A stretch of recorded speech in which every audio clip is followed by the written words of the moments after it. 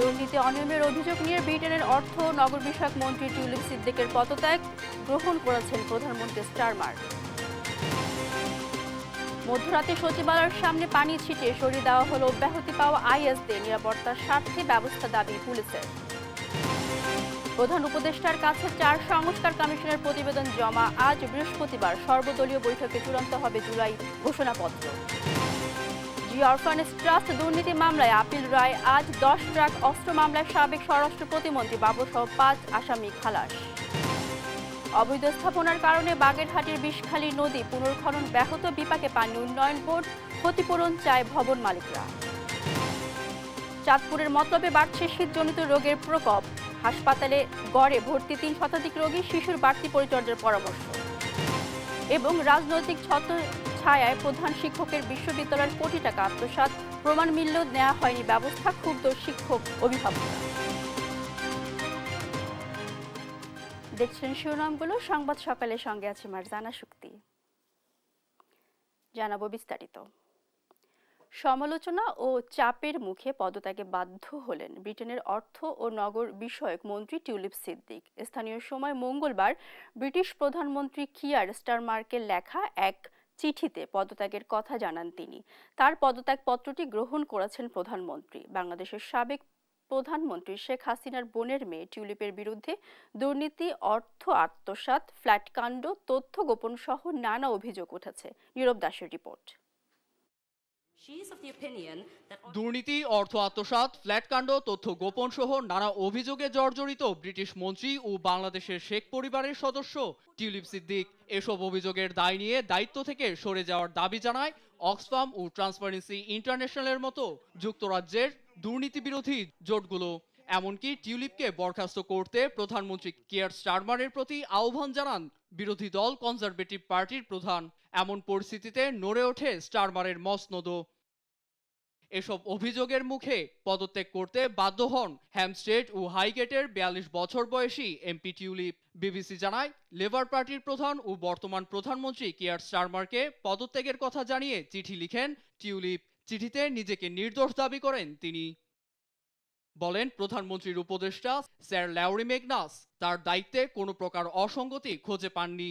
এমনকি তিনি code of মিনিস্ট্রালের নীতিও ভঙ্গ করেননি। তবে তার জন্য অর্থনীতি বিভাগের কার্যক্রমকে প্রশ্নবিদ্ধ করা হতে পারে। এরপরই সংবাদ শিরোনামে ছড়িয়ে পড়ে তার পদত্যাগের খবর। বর্তমানে টিউলিপের পরিবর্তে ব্রিটিশ অর্থনীতি বিভাগের দায়িত্ব পেয়েছেন লেবার এমপি ইমা রেইনল্ডস। এছাড়া বাংলাদেশের সাবেক সরকার প্রধানের সঙ্গে পারিবারিক দুর্নীতি, অনিয়মের অভিযোগও রয়েছে টিউলিপের বিরুদ্ধে। এমনকি তার পরিবারের সদস্যের বিরুদ্ধে 400 কোটি মার্কিন ডলার আত্মসাতের অভিযোগও তদন্ত করছে বাংলাদেশের দুর্নীতি দমন কমিশন। নীরব দাস, নিউজ ডেস্ক, দেশ টিভি। মধ্যরাতে পানি ছিটিয়ে সরিয়ে দেওয়া হয়েছে সচিবালয়ের সামনে অবস্থানরত অব্যাহতি পাওয়া পুলিশের 40তম ব্যাচের শিক্ষানবিশ আইএসদের। এর আগে রাত 11টা থেকে কয়েক দফা সচিবালয়ের 1 নং গেটের সামনে থেকে তাদের সরে যেতে বলা হয়। এরপর মধ্যরাত 1টার দিকে ঢাকা মেট্রোপলিটন পুলিশের একটি দল জলকামান ব্যবহার করে নিরাপত্তার স্বার্থে তাদের সরিয়ে দেয়। তবে অব্যাহতি পাওয়া শিক্ষানবিশ আইএসদের অভিযোগ, তাদের শান্তিপূর্ণ অনশন কর্মসূচি বাধাগ্রস্ত করতেই জলকামান ব্যবহার করেছে পুলিশ। এ সময় রমনাথ জোনের ডিসি মাসুদ আলম সংবাদ মাধ্যমকে বলেন, সচিবালয় এলাকায় 144 ধারা জারি থাকা সত্ত্বেও কোনো রকম বল প্রয়োগ ছাড়াই তাদের সরিয়ে দেওয়া হয়েছে। এর আগে সারদা পুলিশ একাডেমিতে শৃঙ্খলা ভঙ্গের দায়ে 310 এসআইকে অব্যাহতি দেওয়া হয়। এর প্রতিবাদে কয়েকদিন ধরে সচিবালয়ের সামনে বিক্ষোভ করছিলেন তারা।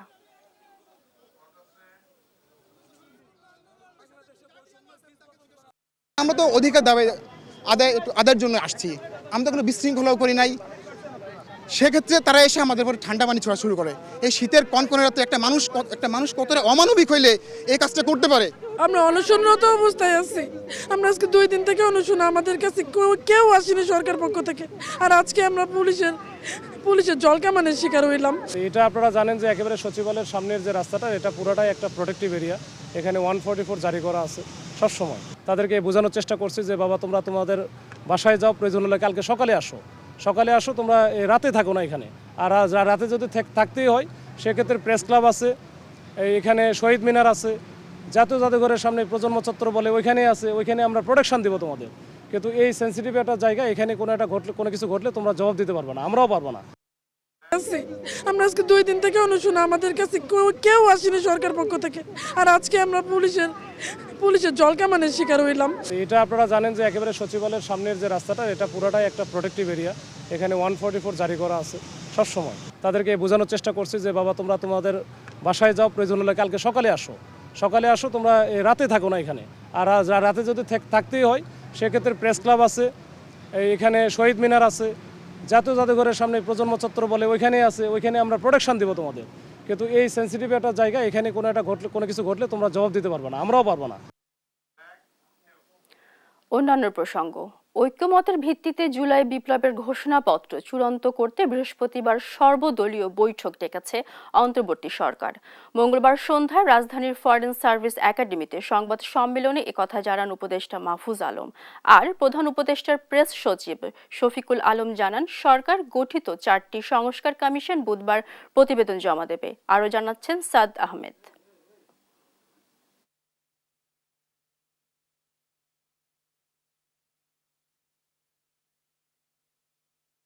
সংস্কার কমিশনের 4টা সংস্কার কমিশন আসবেন, এসে চিফ অ্যাডভাইজারের যে কার্যালয় তেজগাঁওয়ে ওনারা চিফ অ্যাডভাইজার এবং অন্যান্য অ্যাডভাইজাররা থাকবেন, আমাদের মাহফুজ আলম উনিও থাকবেন, ওনাদের কাছে এইটা হ্যান্ড ওভার করবেন। বৃহস্পতিবার পরশু বসেন আমাদের সাথে, ডক্টর মোহাম্মদ ইউনূস স্যার উপস্থিত থাকবেন, শুনতে পাবো যে এটা কিভাবে হচ্ছে, এটার ভিতরে কি আছে।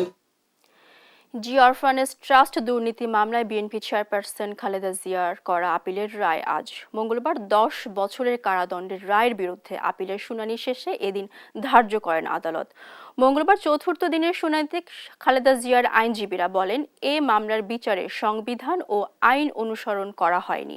ব্যক্তিগত প্রতিহিংসা ও রাজনৈতিক উদ্দেশ্য প্রণোদিতভাবে খালেদা জিয়া সহ অন্যদের সাজা দেওয়া হয়। 2018 সালের 8 ফেব্রুয়ারি জি অরফানেজ ট্রাস্ট দুর্নীতি মামলায় খালেদা জিয়াকে 5 বছরের কারাদণ্ডাদেশ দেন বিচারিক আদালত।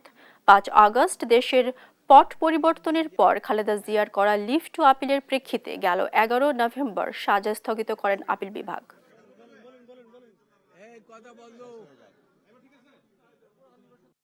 এই মামলার মধ্যে শেষ পর্যন্ত যে কনক্লুশন যেটা এসেছে, এই মামলার মধ্যে তাকে সাজা দেওয়ার জন্য কোনো ইনগ্রেডিয়েন্ট ছিল না।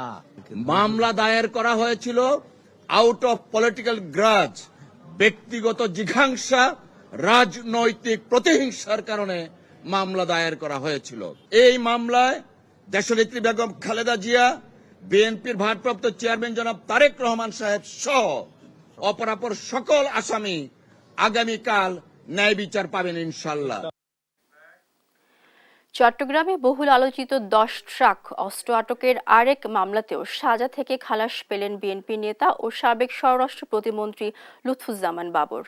তার কারামুক্তিতে আর বাধা নেই বলে জানিয়েছেন আইনজীবীরা। বর্তমানে কেরানীগঞ্জের কেন্দ্রীয় কারাগারে আছেন বাবর। সাবরিনা মজুমদারের রিপোর্ট। 2004 সালের 1 এপ্রিল মধ্যরাত চট্টগ্রাম ইউরিয়া সার কারখানার জেটিতে খালাসের সময় বিপুল পরিমাণ অস্ত্র জব্দ করে আইনশৃঙ্খলা বাহিনী, যা 10 ট্রাক অস্ত্র মামলা নামে পরিচিত। বলা হয়, অস্ত্রগুলো ভারতের বিচ্ছিন্নতাবাদী সংগঠনের আনা হয়েছিল। এ নিয়ে তৎকালীন বিএনপি সরকারের সঙ্গে তিক্ততা বাড়ে ভারতের। আলোচিত এই ঘটনার তদন্ত শুরু করে বিএনপি। ক্ষমতার পালাবদলে পরবর্তী 1-11 সরকারের সময় এই মামলার অভিযোগপত্র দেয়া হয়। শুরু হয় বিচার। 28 জনের সাক্ষ্য গ্রহণ শেষ হওয়ার পর ক্ষমতায় এসে নতুন করে তদন্ত শুরু করে আওয়ামী সরকার। অভিযুক্ত করা হয় সাবেক স্বরাষ্ট্র প্রতিমন্ত্রী লুৎফুজ্জামান বাবর, সাবেক শিল্পমন্ত্রী মতিউর রহমান নিজামী সহ বেশ কয়েকজনকে। চোরাচালান মামলায় বাবর, নিজামী, উলফা নেতা পরেশ বড়ুয়া সহ 14 জনকে মৃত্যুদণ্ড দেয় আদালত। আর অস্ত্র আইনের মামলায় যাবজ্জীবন কারাদণ্ড দেয়া হয় একই আসামিদের। বিচারিক আদালতের রায়ের বিরুদ্ধে হাইকোর্টে আপিল করে আসামিরা। মঙ্গলবার অস্ত্র আইনের মামলায় যাবজ্জীবন কারাদণ্ড থেকে খালাস পান বাবর। বিচারপতি মোস্তফা জামান ও নাসরিন আক্তারের হাইকোর্ট বেঞ্চ এ রায় দেন। এই মামলায় 14 জনের সাজা হয়েছিল। এই 14 জনের সাজার মধ্যে 5 জনকে আজকে বেকসুর খালাস দিয়েছেন, 5 জনের সাজা কমিয়ে দিয়েছেন, আর 4 জন মৃত্যুজনিত কারণে তাদের আপিল অ্যাবেট হয়ে গেছে, অর্থাৎ মৃত্যুজনিত কারণে নিষ্পত্তি হয়ে গেছে। বাবরের আইনজীবী জানান তার বিরুদ্ধে আনা 2টি অভিযোগই ভিত্তিহীন বলে মনে করেছেন আদালত। ওনার বিরুদ্ধে 2টা অভিযোগ এনেছিলেন রাষ্ট্রপক্ষ। একটা অভিযোগে বলেছেন যে ওনার কথায় 5 জন ব্যক্তিকে অ্যারেস্ট করার পরে তাদেরকে ছেড়ে দেওয়া হয়, উনি ইনফ্লুয়েন্স করে ছেড়েছেন, একটা অভিযোগ। দ্বিতীয় অভিযোগ ওনার বিরুদ্ধে আনা হয়েছিল যে তিনি এই মামলার তদন্ত প্রক্রিয়াকে বাধাগ্রস্ত করেছিলেন। একটা ডিপার্টমেন্টাল তদন্ত হয়েছিল, তৎকালীন সচিবের নেতৃত্বে একটা ডিপার্টমেন্টাল তদন্ত হয়, ওই তদন্তকে তিনি বাধাগ্রস্ত করেছেন। এই দুটোর ব্যাপারে এই আদালতের ফাইন্ডিং হলো যে 5 জনকে ওনার ইনফ্লুয়েন্সে ছেড়ে দেওয়া হয় বলেছিল, আমরা রেকর্ড থেকে দেখিয়েছি এই 5 জনই আসলে জেলে ছিল, কাউকেই আসলে ছাড়া হয় নাই। 78 দিন রিমান্ডে থাকেন বাবর। এ সময় জোর করেও বেগম জিয়া ও তারেক রহমানকে জড়িয়ে মিথ্যা বক্তব্য কিংবা রাজসাক্ষী করাতে পারেননি রাষ্ট্রপক্ষ। সাবরিনা মজুমদার, দেশ টিভি, ঢাকা। ক্ষমতার অপব্যবহার করে পূর্বাচলে প্লট গ্রহণের অভিযোগে সাবেক প্রধানমন্ত্রী শেখ হাসিনা ও তার ছেলে সজীব ওয়াজেদ জয়ের বিরুদ্ধে 2 মামলা করেছে দুর্নীতি দমন কমিশন। মামলায় গৃহায়ন ও গণপূর্ত মন্ত্রণালয়ের 23 কর্মকর্তাকেও আসামি করা হয়েছে। ফজলে আদিত্যকে সঙ্গে নিয়ে নাফিয়া ফারজানার রিপোর্ট। ক্ষমতার অপব্যবহার করে রাজুকের পূর্বাচল নতুন শহর প্রকল্পের প্লট বরাদ্দ নেওয়ার অভিযোগে ক্ষমতাচ্যুত সাবেক প্রধানমন্ত্রী শেখ হাসিনা ও তার ছেলে সজীব ওয়াজেদ জয়ের বিরুদ্ধে 2টি মামলা করেছে দুর্নীতি দমন কমিশন। মঙ্গলবার দুপুরে এক ব্রিফিংয়ে এ তথ্য জানান দুর্নীতি দমন কমিশনের মহাপরিচালক আক্তার হোসেন। তিনি বলেন, মামলায় জাতীয় গৃহায়ণ কর্তৃপক্ষ এবং রাজুকের 23 কর্মকর্তার সংশ্লিষ্টতা রয়েছে। জনাব শেখ হাসিনা পাবলিক সার্ভেন্ট হিসাবে বহাল থাকাকালে তার উপর অর্পিত ক্ষমতার অপব্যবহার করে অপরাধজনক বিশ্বাসভঙ্গপূর্বক তার মাধ্যমে প্রকল্পের বরাদ্দ বিষয়ক দায়িত্বপ্রাপ্ত গৃহায়ণ ও গণপূর্ত মন্ত্রণালয়, রাজধানী উন্নয়ন কর্তৃপক্ষ এর সংশ্লিষ্ট গণকর্মচারীগণকে প্রভাবিত করে। তিনি আরও বলেন, অনুসন্ধানে শেখ হাসিনা প্রধানমন্ত্রী হিসেবে ক্ষমতার অপব্যবহার করে পূর্বাচল প্রকল্পের কূটনৈতিক এলাকায় 27 নম্বর সেক্টরের 203 নম্বর রাস্তার প্লটটি নিজের নামে বরাদ্দ নেন বলে প্রমাণ পেয়েছে দুদক। শেখ হাসিনার নামে বরাদ্দ প্রদান ও প্লটের বাস্তব দখল গ্রহণ করার অপরাধে দণ্ডবিধির সংশ্লিষ্ট ধারা এবং দুর্নীতি প্রতিরোধ আইন 1947-এর 5-2 ধারায় আজ একটি মামলা রুজু হয়েছে। এর আগে পূর্বাচলে প্লট বরাদ্দের অনিয়মের অভিযোগে শেখ হাসিনার মেয়ে সাইমা ওয়াজেদ পুতুল, বোন শেখ রেহানা ও তার ছেলে রাদওয়ান মুজিব সিদ্দিক ববি এবং মেয়ে আজমিনা সিদ্দিকের বিরুদ্ধে মামলা করে দুদক। বিডি 4, 5, 6, নাফিয়া ফারজানা, দেশ টিভি, ঢাকা। চাঁদপুরের মতলব ডায়রিয়া হাসপাতালে হু হু করে বাড়ছে শীতজনিত রোগীর সংখ্যা। প্রতিদিন গড়ে ভর্তি হচ্ছে 3 শতাধিক রোগী, যাদের বেশিরভাগই শিশু। চিকিৎসকরা বলছেন, রোটা ভাইরাসের কারণে ডায়রিয়া আক্রান্ত হচ্ছে শিশুরা। তবে এতে আতঙ্কিত না হয়ে সঠিক চিকিৎসা ও শিশুদের বাড়তি যত্ন ও পরিচর্যার পরামর্শ তাদের। শরীফ আহমেদের রিপোর্ট, জানাচ্ছেন নুসরাত শোভা। আইসিডিডিআরবি হাসপাতাল চাঁদপুরের মানুষের কাছে পরিচিত মতলব হাসপাতাল নামে। ডায়রিয়া ও কলেরা রোগের চিকিৎসার জন্য চাঁদপুর সহ আরও কয়েকটি জেলার মানুষের ভরসার জায়গা এটি। শীত মৌসুমে হঠাৎ করেই এ হাসপাতালে বেড়েছে ডায়রিয়া আক্রান্ত রোগীর সংখ্যা। গেল 2 সপ্তাহে এখানে চিকিৎসা নিয়েছে প্রায় 5000 জন, যার মধ্যে 85% শিশু। বেশ কিছুদিন ধরেই হাসপাতালের এমন চিত্র। বাচ্চাদেরকে কোলে নিয়ে ঘন্টার পর ঘন্টা বসে থাকছেন মায়েরা। ভর্তির হিসাবে প্রতি ঘন্টায় এ হাসপাতালে চিকিৎসা সেবা দেওয়া হচ্ছে 13 শিশুকে। শিশুদের ডায়রিয়া, বমি সহ নানা লক্ষণ নিয়ে হাসপাতালে ছুটে আসছেন অভিভাবকরা। আজকে 5 দিন যাবত অসুস্থ, আমি ডাক্তারের কাছে আসছি, এখন আগে থেকে একটু আলহামদুলিল্লাহ ভালো। আমাদের বাড়ি বাকিলা, আমার বাচ্চারা আজকে 2 দিন বমি পাতলা পায়খানা, এদিকে চিকিৎসা ভালো তো এই জন্য ভর্তি করানোর জন্য আসছি। 3 দিন ধরে পাতলা পায়খানা হইতাছে। আলহামদুলিল্লাহ, আমরা সাচার থেকে আসছিলাম, ঠিক আছে, এখন আল্লাহ দিলে ভালোই, তারা ওনার রিলিজ দিয়ে দিয়েছে। মৌসুমের এই সময় শিশুদের রোটা ভাইরাস জনিত রোগে আক্রান্ত হওয়ার সম্ভাবনা বেশি জানিয়ে বাড়তি পরিচর্যার পরামর্শ হাসপাতাল কর্তৃপক্ষের। শীতের এই সময়ে শিশুদের ডায়রিয়ার প্রকোপ বাড়ে, যা সাধারণত রোটা ভাইরাস জনিত কারণে হয়ে থাকে। এই ডায়রিয়ায় শিশুর পাতলা পায়খানার পাশাপাশি জ্বর ও বমি থাকতে পারে। শিশুকে খাবার স্যালাইনের পাশাপাশি বুকের দুধ এবং 6 মাস থেকে 5 বছর বয়সী শিশুদের প্রতিদিন একটা করে 10 দিন বেবি জিঙ্ক খাওয়াতে হবে। খাবার স্যালাইন তৈরির ক্ষেত্রে অবশ্যই সতর্কতা অবলম্বন করতে হবে। এই ডায়রিয়া ভালো হতে সাধারণত 3 থেকে 7 দিন সময় লাগতে পারে, তবে আতঙ্কিত হওয়ার কোনো কারণ নেই। অভিভাবকের সচেতনতাই শিশুদের মধ্যে রোটা ভাইরাসের প্রাদুর্ভাব কমিয়ে আনতে পারে বলছেন সংশ্লিষ্টরা। নিউজ ডেস্ক, দেশ টিভি। পৌষ সংক্রান্তি উপলক্ষে শরীয়তপুর জেলার মনোহর বাজারে শুরু হয়েছে ঐতিহ্যবাহী জোর মাছের মেলা। এ নিয়ে বিস্তারিত জানতে যুক্ত হচ্ছেন সহকর্মী সাইফুল ইসলাম আকাশ। আকাশ, কি কি আয়োজন থাকছে এই মেলায় আর জনসমাগম কেমন দেখছেন আমাদের জানাবেন।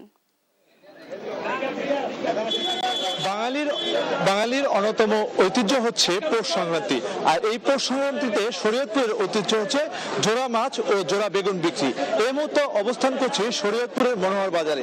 এই বাজারে কিন্তু কাকডাকা ভোরের আগে থেকেই বিভিন্ন অঞ্চল থেকে এ বাজারে মাছ ক্রয়ের জন্য ক্রেতা ও বিক্রেতারা উপস্থিত হয়েছেন।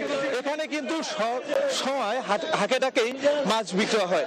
এ বাজারে প্রায় 200 বছর ধরে এই ঐতিহ্য ধরে রেখেছে এখানকার সনাতন ধর্মাবলম্বীরা। সেক্ষেত্রে কিন্তু এখানে প্রথম দিকে জোড়া ইলিশ মাছ বিক্রির মাধ্যমে এ বাজারে কিন্তু এই ঐতিহ্য শুরু হয়। পরবর্তীতে কিন্তু ধীরে ধীরে প্রতি বছরই এ বাজারটি চলে আসছে। এ বাজারে ইলিশ মাছের পাশাপাশি কিন্তু আমরা দেখতে পেয়েছি অন্যান্য যে মাছগুলো, সে মাছগুলোও কিন্তু এ বাজারে উঠেছে, রুই, কাতলা, চিংড়ি এবং অন্যান্য মাছ। সেক্ষেত্রে কিন্তু আমরা দেখেছি বাজারের দাম দর নিয়ে কিন্তু ক্রেতা বিক্রেতাদের একটি বিষয় থেকেই যায়। সেক্ষেত্রে এ বাজারে ইলিশ মাছ 1 কেজি সাইজের যে ইলিশ মাছগুলো, সেগুলো বিক্রয় হচ্ছে 2500 থেকে 2600 টাকা দরে, এবং 800 থেকে 700 গ্রামের যে ইলিশ মাছগুলো, সেগুলো কিন্তু বিক্রয় হচ্ছে 2000 থেকে 2200 টাকা দরে। পাশাপাশি আমরা দেখতে পেয়েছি কিন্তু এখানকার যারা স্থানীয় ক্রেতারা রয়েছে, তারা কিন্তু এই বাজারে এসে অনেকটা আনন্দ ও উৎসবমুখর পরিবেশেই এই বাজারে আসছেন, এবং বাজারের যেই সার্বিক যে পরিস্থিতি, সেটি দেখে কিন্তু আয়োজক কমিটির সাথে আমরা কথা বলেছি।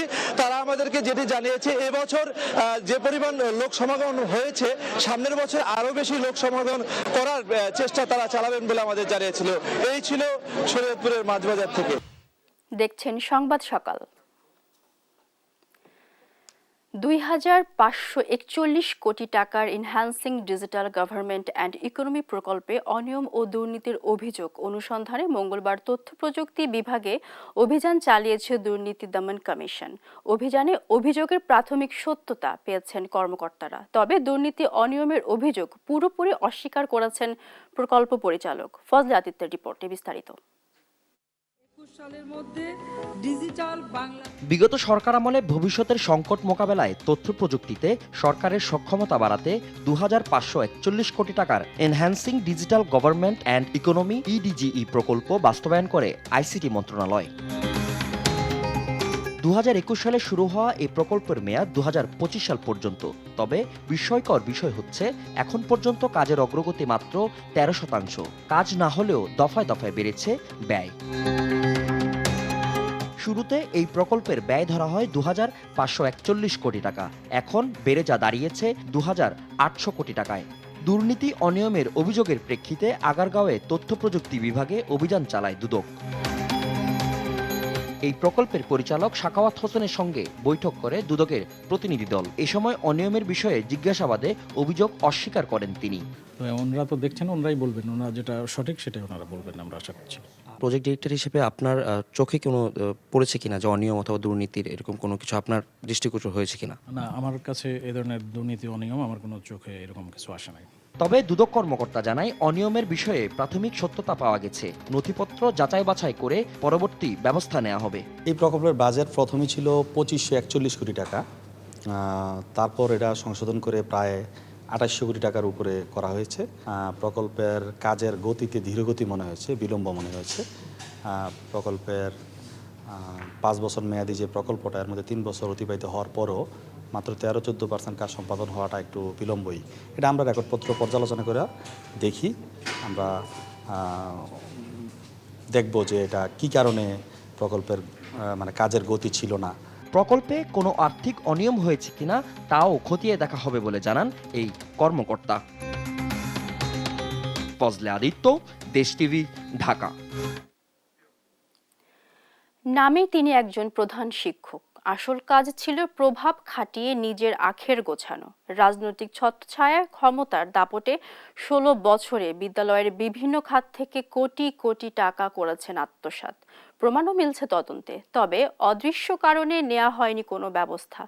বলছি কুষ্টিয়ার ভেড়ামারা উপজেলার হালিমা বেগম একাডেমি মাধ্যমিক বিদ্যালয়ের প্রধান শিক্ষক শফিকুল ইসলামের কথা। গত 5 আগস্ট সরকার পরিবর্তনের পর থেকে 5 মাস বিদ্যালয়ে না আসলেও নিয়মিত তুলছেন বেতন ভাতা, যা নিয়ে ক্ষুব্ধ বিশ্ববিদ্যালয়ের অন্যান্য শিক্ষকরা। ইরফান রানার ক্যামেরায় কুষ্টিয়া থেকে নাহিদ হাসান তিতাসের রিপোর্টে বিস্তারিত জানব। 2008 সালে কুষ্টিয়ার ভেড়ামারা উপজেলার হালিমা বেগম একাডেমি মাধ্যমিক বিদ্যালয়ের প্রধান শিক্ষক হিসেবে যোগদান করেন শরীফুল ইসলাম। তখন থেকেই ক্ষমতাসীন দলের রাজনৈতিক নেতাদের সাথে গড়ে তোলেন সখ্যতা। এরপর থেকে 16 বছর ধরে প্রভাব খাটিয়ে বিদ্যালয়ের ফান্ডের টাকা তছরূপ, ছাত্রছাত্রীদের কাছ থেকে অতিরিক্ত ফি আদায়, সার্টিফিকেট বাবদ অর্থ আদায় সহ করেছেন নানা অনিয়ম। আত্মসাৎ করেছেন বিদ্যালয়ের কোটি কোটি টাকা। গত 5 আগস্ট সরকার পরিবর্তনের পর থেকে 5 মাস আসেননি বিদ্যালয়ে, তবে নিয়মিতই তুলছেন বেতন ভাতা। উনি আসলে স্কুলটাকে নিজের ব্যক্তিগত সম্পত্তি মনে করে নিয়ে উনি পরিচালনা করতেছিলেন। 5.5 লক্ষর অধিক টাকা তিনি বিভিন্ন সময় চেক সভাপতির কাছে সই করে নিয়ে আসে, মানে 4-5টা পাতা সই করে নিয়ে আসলো, এইভাবে টাকা তোলে। প্রধান শিক্ষক শফিকুল ইসলামের অনিয়মের বিরুদ্ধে শিক্ষা বোর্ডে বেশ কয়েকবার অভিযোগও দিয়েছেন শিক্ষকরা। হয়েছে তদন্ত, নির্দেশনাও এসেছে ব্যবস্থা নেওয়ার। তারপরও অদৃশ্য কারণে অভিযুক্ত এই শিক্ষকের বিরুদ্ধে এখনো কোনো ব্যবস্থা নেয়নি স্থানীয় প্রশাসন, জানিয়ে ক্ষুব্ধ শিক্ষকেরা। জোর দাবি যে দ্রুত এই চিঠির আলোকে তার বিরুদ্ধে ব্যবস্থা নেওয়ার জন্য। অর্থনৈতিক যে প্রতিষ্ঠানের ক্ষতিগ্রস্ত করেছে এর একটা সুষ্ঠু সুরাহা আমরা চাই, অর্থাৎ বোর্ডের চিঠির আলোকে।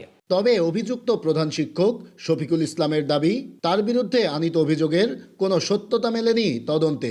এসব অনিয়ম ও দুর্নীতির সাথে জড়িত নন তিনি। ওই কমিটিতে যদি কোনো অভিযোগ থাকে তাহলে পরবর্তী পর্যালোচনা। আজ পর্যন্ত এরকম কোনো অডিট কমিটিতে আমার নামে কোনো অভিযোগ উত্থাপন হয়নি।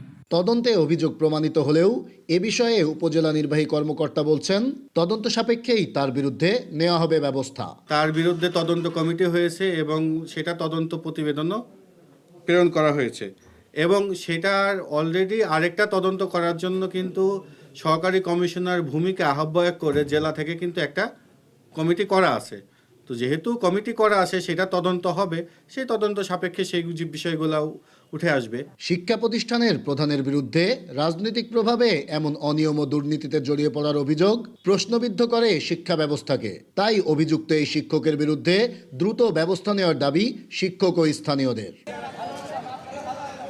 নাহিদ হাসান তিতাস, দেশ টিভি, কুষ্টিয়া।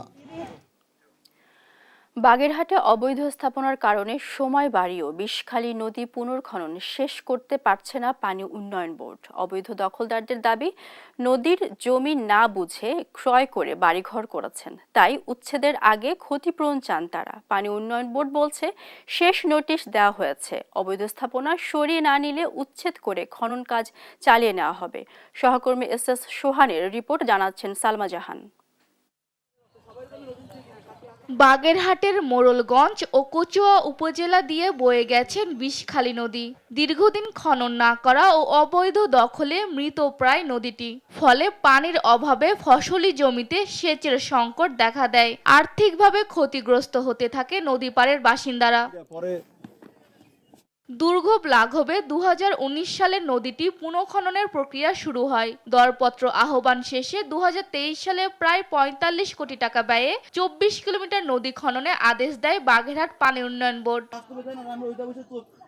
নির্ধারিত সময়ে অধিকাংশ জায়গা খনন করা হলেও দুই উপজেলার সীমান্তবর্তী রামচন্দ্রপুর ও সাগরকাঠি এলাকায় অবৈধ স্থাপনার কারণে খনন কাজ বাধাগ্রস্ত হচ্ছে।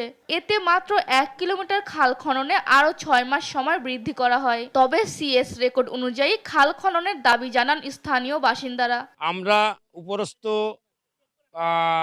কর্মকর্তাদের এবং উপরস্থ যারা আছেন ওনাদের কাছে আমাদের দাবি যে আমাদের এই খাল খননে কোনো ধরনের কোনো বিঘ্ন তারা না ঘটায়। আমরা চাই যে সুন্দরভাবে এই খালটা যেভাবে কাটতে হয়, ওই ঘর যদিও থাকে তাদের যদি শিডিউলই থাকে যে ভাঙিয়ে দিতে হবে, ভাঙতে হবে। এদিকে অবৈধ দখলদাররা দাবি করেন সরকারি কোষাগারে জমির অনুকূলে খাজনা দেন তারা। উচ্ছেদের আগে তাদের ক্ষতিপূরণ দিতে হবে।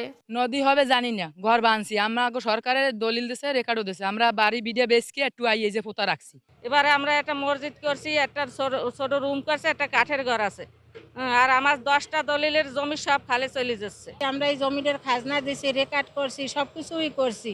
নোটিশ প্রদান ও মাইকিং করার পরেও খনন কাজে বাধাগ্রস্ত হচ্ছে বলে জানান এই সহকারী প্রকৌশলী। সিএস ম্যাপ অনুযায়ী ডিমার্কেশনও করে দেওয়া হয়েছে তাদের এখানে, তারা বিভিন্নভাবে বাধা দিচ্ছে। এই বাধা দেওয়ার কারণে আমাদের কাজ এখন আমরা কাজে প্রতিবন্ধকতা সৃষ্টি হয়েছে। দখলদাররা স্থাপনা না সরালে আইন অনুযায়ী উচ্ছেদ সম্পন্ন করা হবে বলে জানায় পানি উন্নয়ন বোর্ড। কয়েকটি পরিবার আমাদের ওই নদী দখল করে আছে, তারা আমাদের খনন কাজে বাধা প্রদান করছে। উচ্ছেদ করতে পারলে আমরা সুন্দরভাবে খালটি নদীটি খনন করতে পারবো, এবং খনন করতে পারলে আমাদের যে নদী খননের উদ্দেশ্য সেটা অব্যাহত থাকবে। খনন সম্পন্ন হলে কচুয়া ও মোড়লগঞ্জের কৃষকদের মুখে আবারও হাসি ফুটবে, এমন প্রত্যাশা সবার। নিউজ ডেস্ক, দেশ টিভি।